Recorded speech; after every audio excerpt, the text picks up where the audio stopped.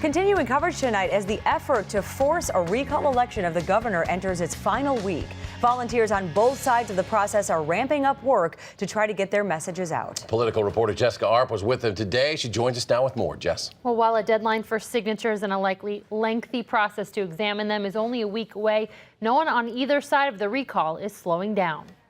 Drive down Whitney Way just south of the Beltline. Hello. Hi. I'm here. Got both the governor and lieutenant governor. And you'll find a man taking a roadside stand. Our first day we got 2 signatures. But part of it is just being here we figured was we got no signatures was worthwhile. Ray Coleman instead has collected nearly 200 signatures in his daily shifts, gathering surprisingly more in the waning days of the effort. Yesterday I got 13, the day before we got 15.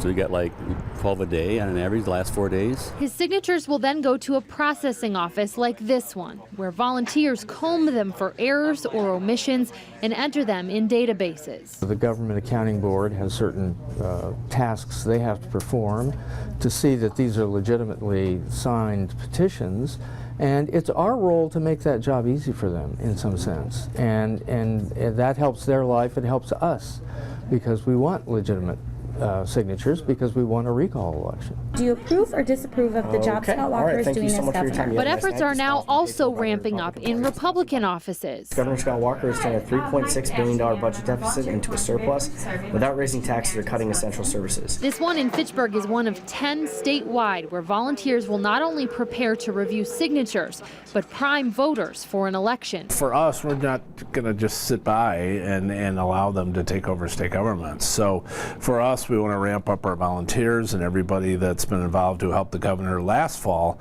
but a lot of people who are stepping up now. The deadline to mail signatures into United Wisconsin is tomorrow, the 10th, and Friday is the last day volunteers can drop off petitions at recall offices. The committee will spend next weekend processing the signatures so they can be turned in to the Government Accountability Board the following Tuesday.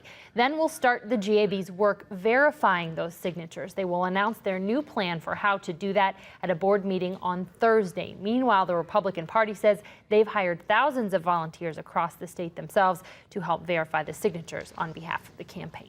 Story we'll be covering intensely in the next few weeks and beyond if need be. Jess, thanks.